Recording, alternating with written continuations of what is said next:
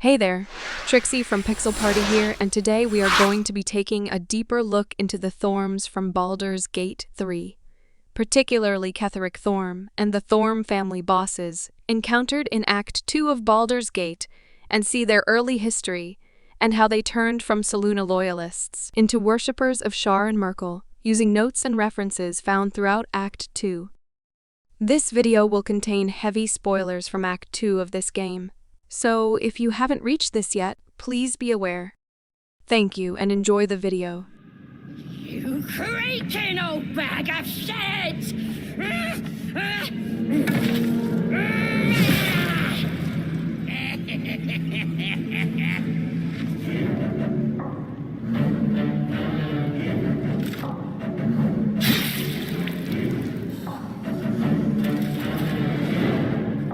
I'm so sorry, my lord. She's an unbeliever outside my control.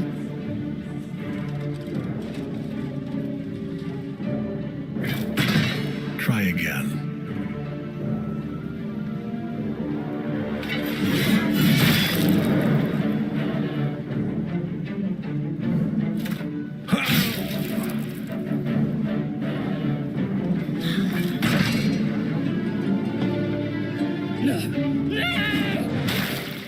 In the depths of history, long before the majestic spires of Moonrise graced the horizon, a sinister presence lurked deep within the Underdark, an elder brain of the illicit race, establishing its colony.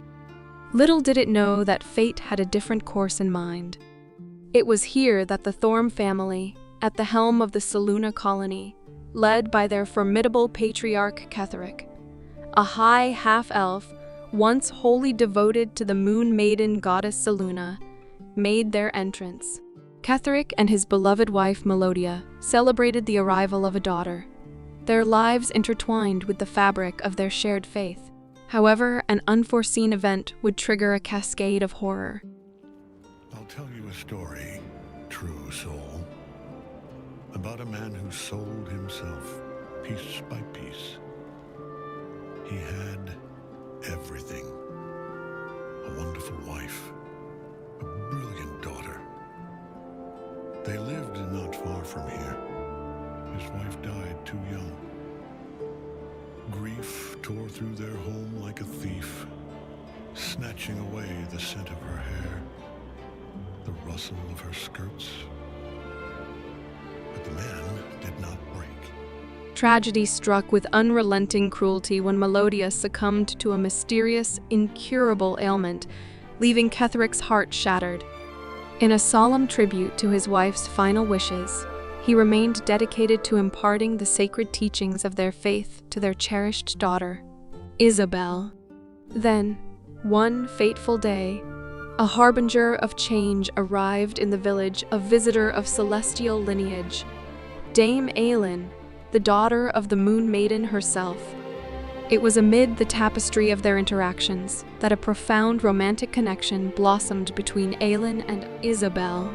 This newfound love filled Ketheric with both joy for his grown daughter's happiness and a gnawing concern for the chasm of power that separated mortal Isabel from the immortal Aelin loomed ominously in his thoughts. Yet, even greater tragedy befell the Thorm family when Isabel met an untimely demise. Suspicion initially fell upon Halsin, casting a shadow of doubt over his involvement, though this theory has since been debunked in the retelling of the tale. In the throes of unbearable grief, Ketheric found no solace in the comforting embrace of Seluna, leading him to seek refuge and power in the shadowed arms of Shar, the dark deity and Seluna's enigmatic sister. With a solemn offering of unwavering devotion and the pledge of his servitude, Ketheric beseeched Shar for the elusive gift of oblivion. His request was granted, and in swift ascent, he became a dark justiciar, eventually claiming the titles of general and, most exalted of all, Shar's chosen. Ketheric's prowess as the champion of Shar grew to awe-inspiring heights, elevating him to a position where questioning him was tantamount to challenging the very will of the Dark Lady herself. Harnessing his newfound influence, he orchestrated the ascension of various family members, including Gringoth, who assumed the role of toll collector, Malus, who honed his skills as a doctor, and Thisibald, a master in the art of brewing.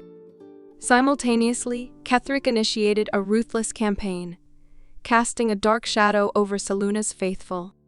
He coerced, and at times forcefully converted, them into the embrace of Lady Shar's shadowed doctrine. Under his unrelenting rule, construction of a sprawling subterranean Sharon temple, his family's opulent mausoleum, and the imposing military bastion of Grimforge unfolded. With an ever-growing army of dark justifiers at his command, he set his sights on the conquest of vast territories along the Sword Coast in the land of Faerun.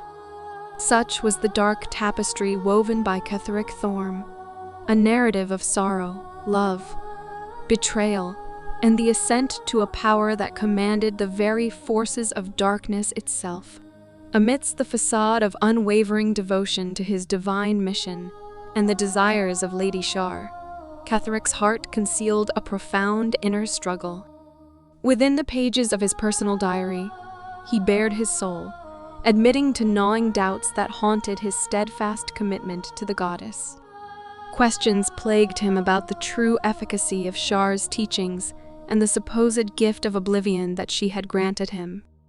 Even under the shadowy influence of Shar, the memories of his beloved wife and daughter, tragically lost to him, remained as indelible imprints on his soul.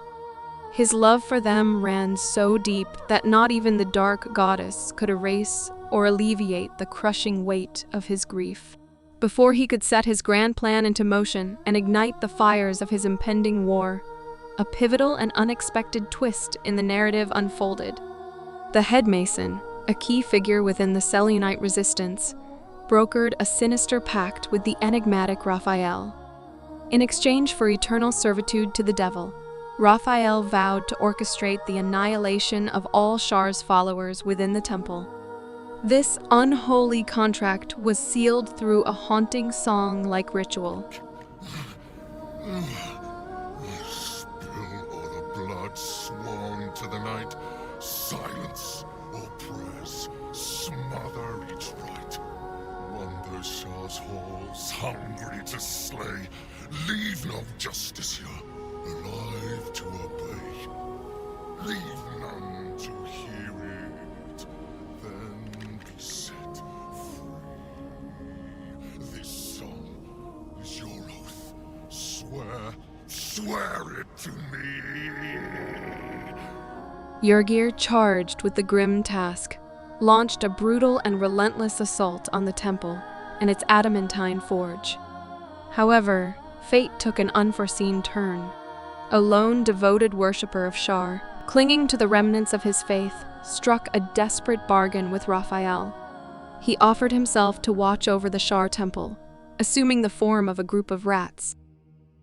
This unexpected twist in the dark tale led to Yrgir's imprisonment within the temple's walls, locked in a puzzle he needed to unravel to gain his freedom. Raphael, who had eagerly sought to rid himself of Yrgir, embraced this arrangement with sinister satisfaction. As the dust settled, Ketheric found himself stripped of his loyal followers and finally vulnerable. It was a coalition of druids from the Emerald Grove and the Harpers of Baldur's Gate who ultimately defeated him.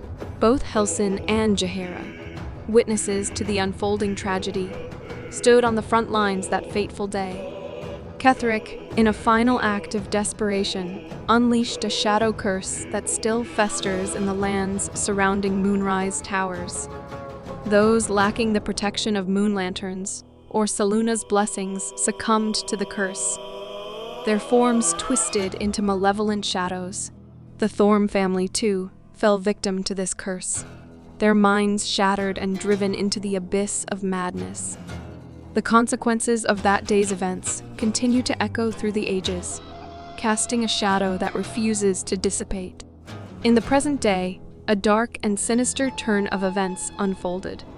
Balthazar, a devoted follower of Myrkul, managed to resurrect Ketheric from the depths of death itself. Together, they ventured deep beneath Moonrise Tower, where the illithid elder brain resided. With Balthazar's assistance, Ketheric uncovered the long-hidden secrets and means to attain immortality and invulnerability. He achieved this remarkable feat by imprisoning the Night Song, a potent force, within a soul cage concealed within the Shadowfell. However, Ketheric agreed to serve as Myrkul's chosen on one condition: the true resurrection of his beloved daughter. This deeply personal and emotional request weighed heavily on the dark deity's scales. Since his resurrection, Ketheric had been tirelessly working to reclaim territories and strategic locations in the name of the Absolute. He had his own daughter, who had turned against him, and his newfound power and purpose compelled him to pursue his dark agenda relentlessly. It was during this tumultuous time that our chosen character from Baldur's Gate 3 entered the fray, stepping into a world fraught with darkness, intrigue, and an impending clash of formidable forces.